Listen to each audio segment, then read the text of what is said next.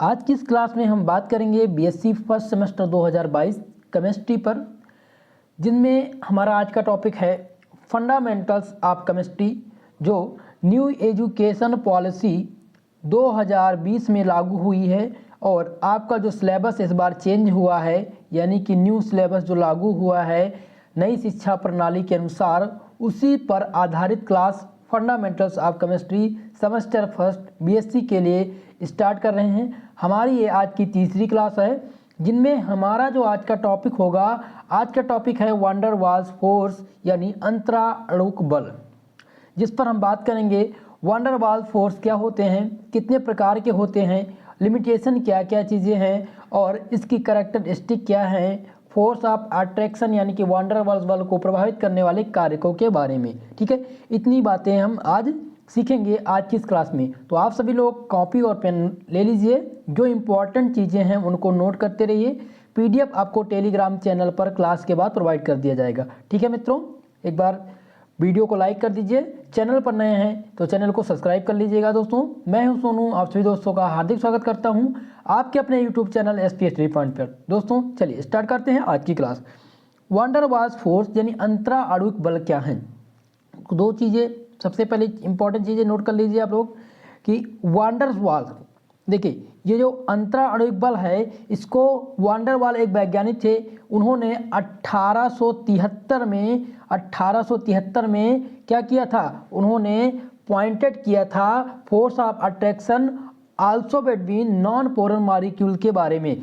1873 में wonder Waals ने verify किया था जो फोर्स ऑफ अट्रैक्शन है वो नॉन पोलर मॉलिक्यूल के बीच में कार्यरत होता है या लगता है। ठीक है, इसी के आधार पर हम बैलेंस बॉन्ड थ्योरी को भी निकालते हैं। और आज हमारा टॉपिक जो है वंडर वाल्स फोर्स। तो वंडर वाल्स फोर्स यानी कि 1873 में वंडर वाल्स ने ये वेरीफाई किया कि जो फोर्स ऑफ अट्रैक्शन है वो नॉन पोलर मॉलिक्यूल के बीच कार्यरत रहता है। ठीक है, तो सबसे पहले हम डिफिनेशन जान लेते हैं कि आखिर में वंडर वाल्स फोर्स क्या होता है। तो वंडर वाल्स फोर्स क्या होता है, in the force of attraction existing among the molecule of a substance, gaseous, liquid or solid, are called van der Waals force और intermolecular या intramolecular force। ठीक है दोस्तों, इतनी बात समझ में आ गई आपको।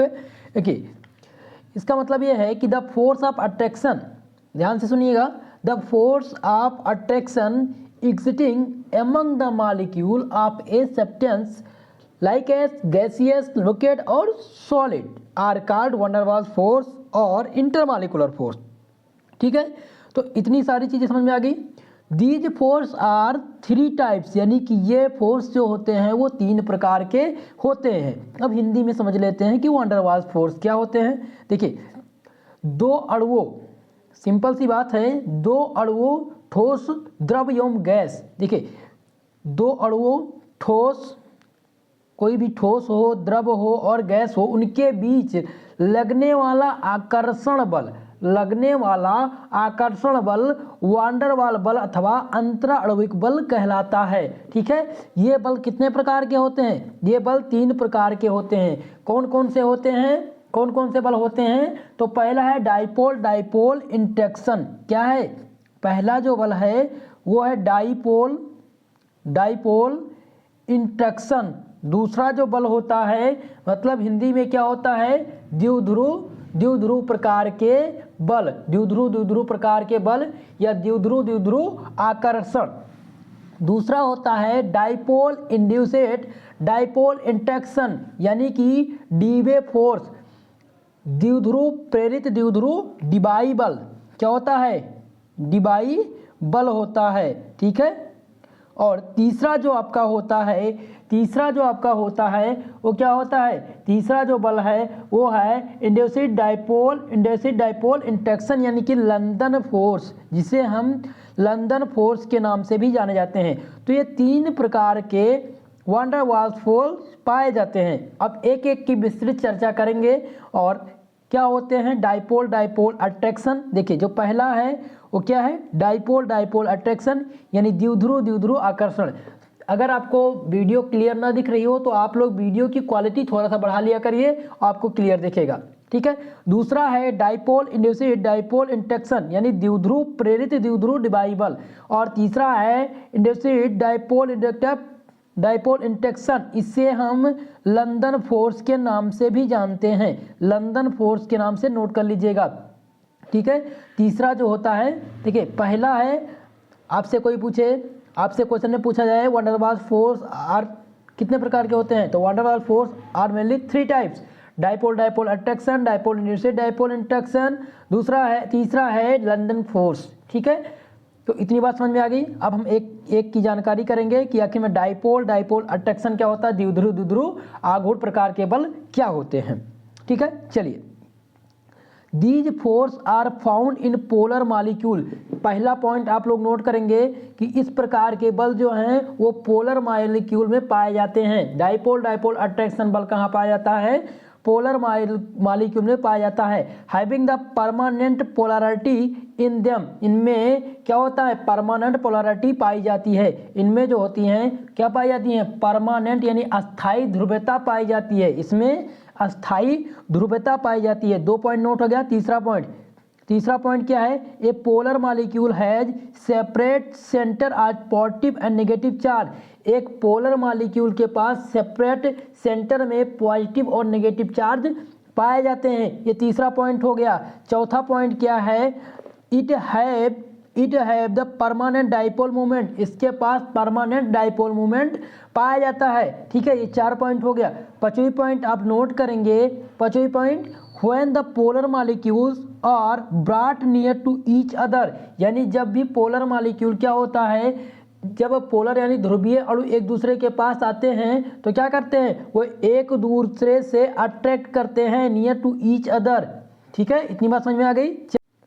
Due to this dipole dipole interaction many molecule are hold together, देखिए इस द्विध्रुव, ये बता रहा है कि द्विध्रुव आकर्षण में बहुत से अणु यानी कि many molecule are hold together, यानी कि द्विध्रुव आकर्षण में बहुत से अणु एक साथ आयोजित होते हैं, और dipole dipole interaction between polar molecule are called Keesom force and van der Waals force. देखिए द्विध्रुव आकर्षण के बीच जो ध्रुवीय अणु को, जो उनका ध्रुवीय अणु होता है, पोलर मॉलिक्यूल होते हैं, उन्हें हम कीसम बल के नाम से जाने जाते हैं और वांडर वाल्स फोर्स के नाम से जाने जाते हैं। तो ये आपका हो गया द्विध्रुव आघूर्ण बल क्या होता है, द्विध्रुव आकर्षण के बारे में हिंदी में समझ लेते हैं कि द्विध्रुव आकर्षण क्या होता है।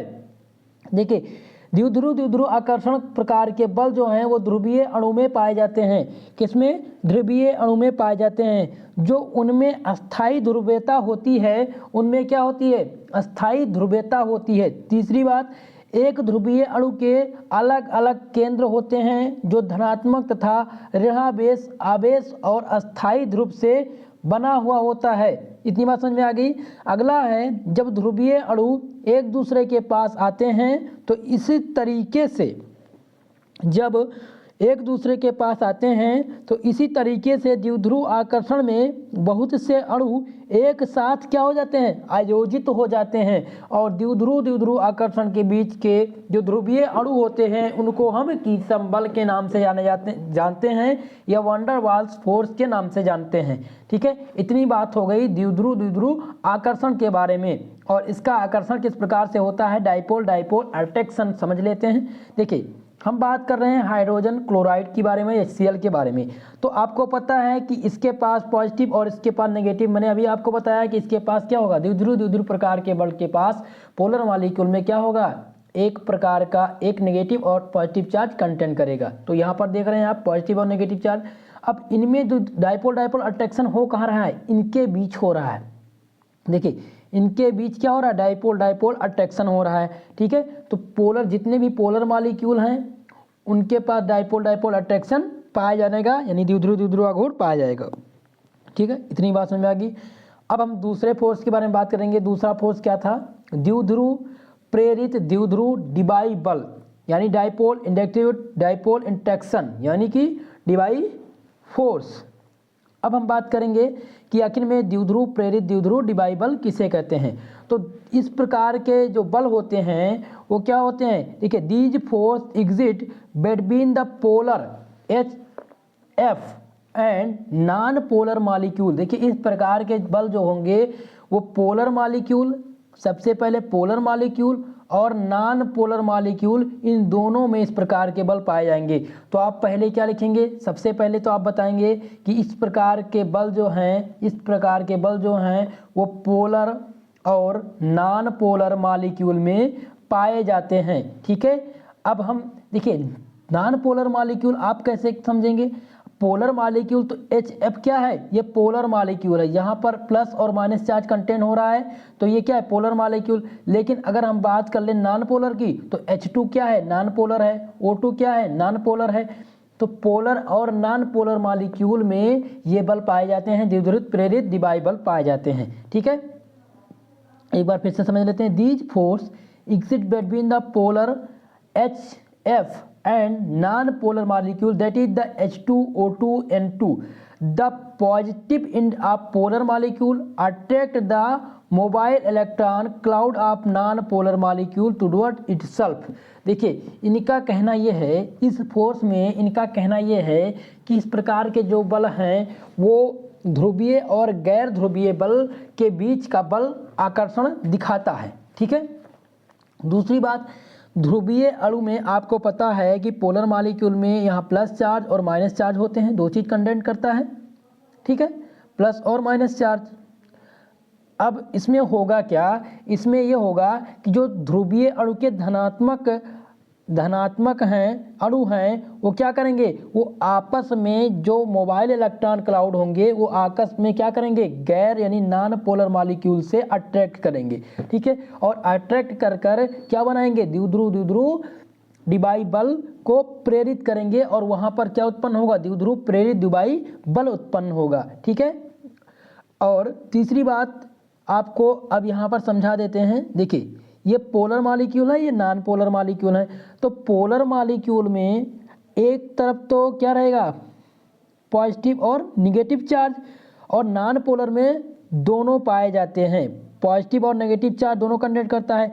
लेकिन इसमें जो नेगेटिव चार्ज होगा वो पॉजिटिव चार्ज की तरफ क्या करेगा, अट्रैक्ट करेगा, और जब अट्रैक्ट करेगा तो यहाँ पर द्विध्रुव यानी कि प्रेरित डिबाई बल उत्पन्न होगा। ठीक है, और जब उत्पन्न होगा तो यहाँ पर क्या फाइंड करेगा, यहाँ परमानेंट डाइपोल उपस्थित होगा और इंडक्सिव डाइपोल भी उपस्थित होगा, यानी उत्पन्न होगा। ठीक है, तो ये बातें आपको ध्यान रखनी है, ये इसका रिएक्शन है, इसी प्रकार से इसका रिएक्शन करना है। देखिए, आप इतनी बात समझ में आ गई। देखिए, अगर हम बात करें द्विध्रुव प्रेरित डिबाई बल के बारे में, तो आप बताएंगे कि पोलर और नॉन पोलर मॉलिक्यूल में इस प्रकार के बल पाए जाते हैं। जब पोलर मॉलिक्यूल और नॉन पोलर मॉलिक्यूल के पॉजिटिव और निगेटिव एंड जो होते हैं मोबाइल इलेक्ट्रॉन में आपस में आकर्षित करते हैं, तो इस प्रकार के बल उत्पन्न हो जाते हैं और इनको क्या कहा जाता है, द्विध्रुव प्रेरित डिबाई बल कहा जाता है। ठीक है, मान लिया कि ये पोलर मॉलिक्यूल हैं और ये नॉन पोलर मॉलिक्यूल हैं। अब इन दोनों को हम क्या करेंगे, इन दोनों के बीच अट्रैक्शन उत्पन्न कराएंगे, तो हमें क्या मिलेगा, परमानेंट डाइपोल और इंड्यूस्ड डाइपोल मोमेंट प्राप्त होगा। ठीक है, इतनी बात समझ में आ गई। हिंदी में समझ लेते हैं।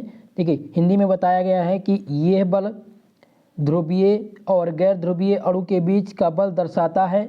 ध्रुवीय अणु के धनात्मक अंत में गैर ध्रुवीय अणु के मोबाइल इलेक्ट्रॉन क्लाउड को आपस में आकर्षित करते हैं, तब अध्रुवीय अणु ध्रुवीय अणु में बन जाता है, तब polar molecule non polar molecule में बन जाता है।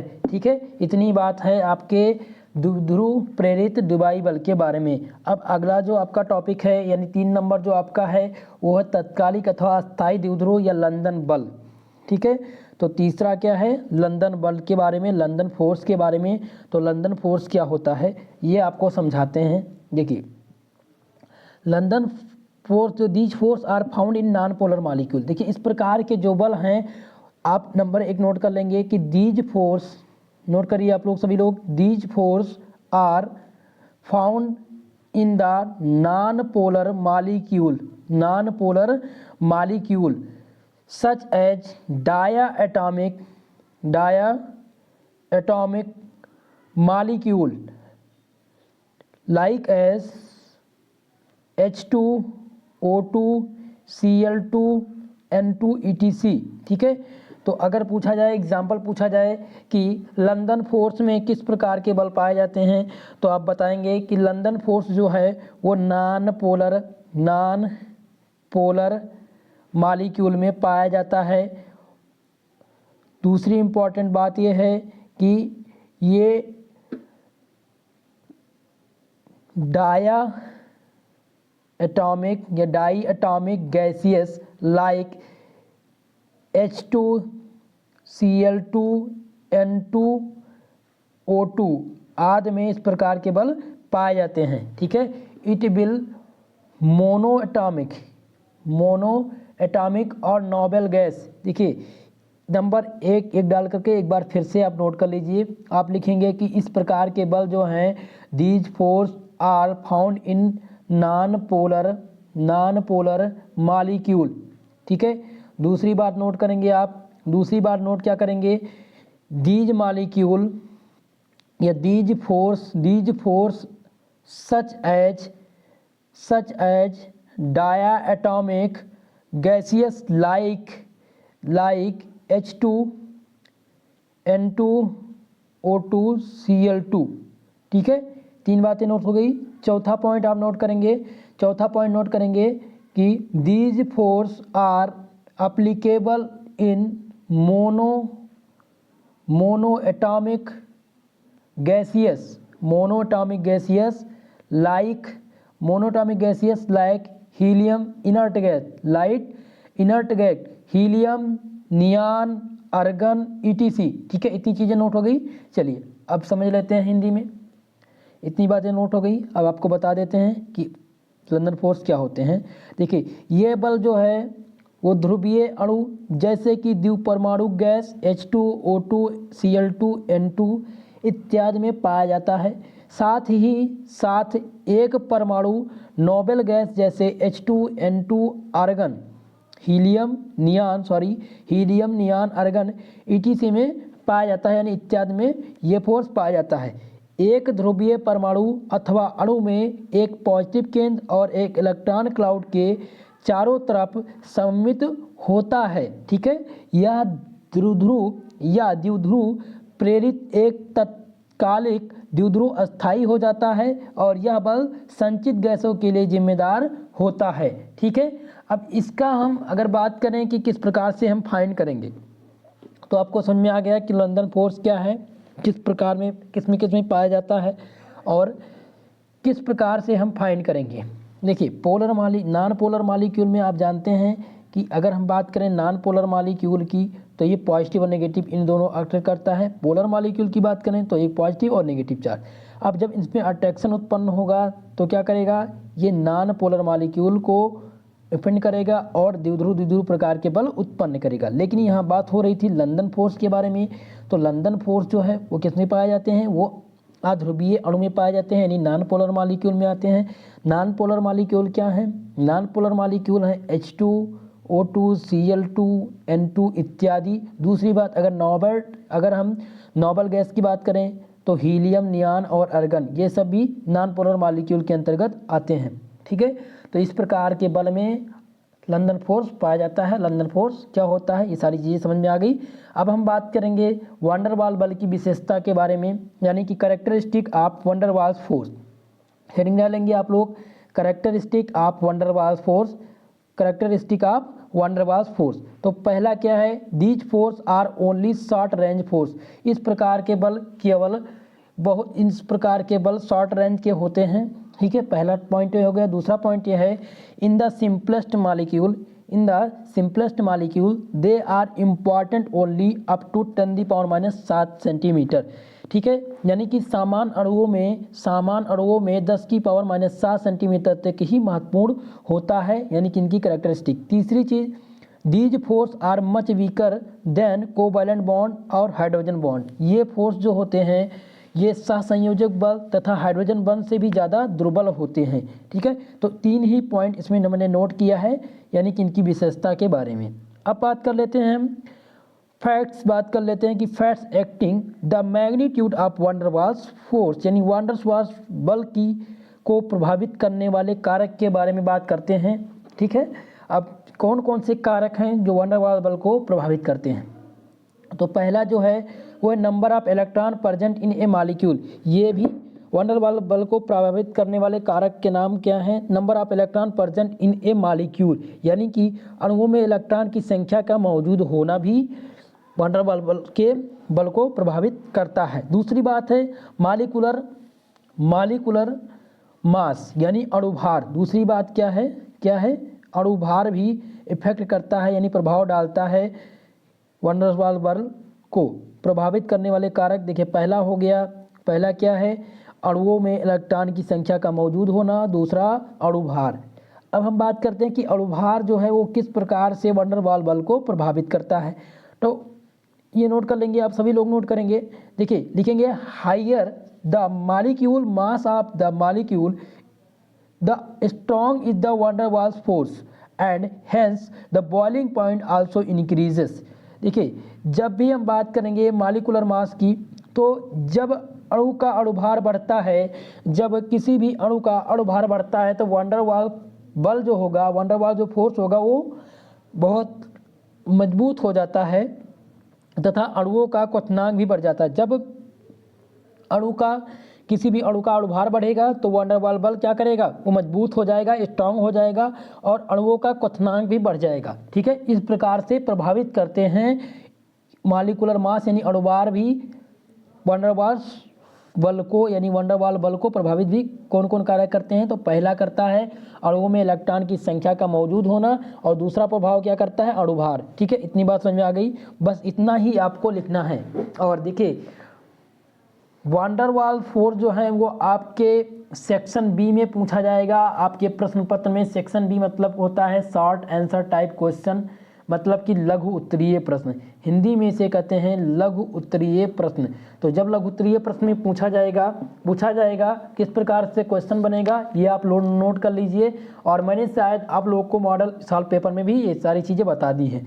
तो आप क्वेश्चन जो आएगा वो पूछा जाएगा what do you mean by van der Waals force और इंट्रामॉलिक्यूलर फोर्स या इंटरमॉलिक्यूलर फोर्स।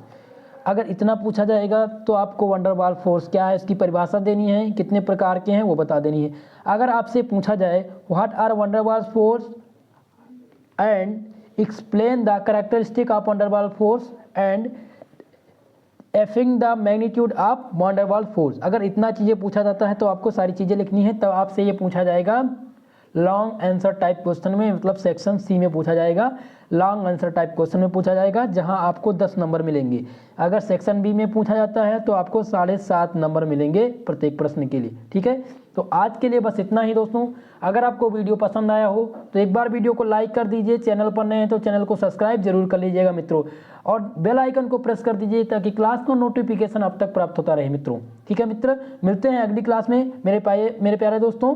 और अगले क्लास में हम डिस्कस करेंगे important topic valence bond theory पर और मॉलिक्यूलर ऑर्बिटल थ्योरी पर, जो महत्वपूर्ण है 2022 सेमेस्टर फर्स्ट के एग्जाम के लिए। ये क्लास जो थी वो आपकी न्यू सिलेबस के अकॉर्डिंग 2021-22 के अकॉर्डिंग चलाई जा रही है, और जो आपका न्यू एजुकेशन पॉलिसी यानी नई शिक्षा नीति प्रणाली लागू हुई थी उसी के आधार पर फंडामेंटल्स ऑफ केमिस्ट्री का ये टॉपिक था जो आज हमने क्लियर कर दिया। और मिलते हैं अगली वीडियो में, तब तक के लिए जय हिंद मित्रों।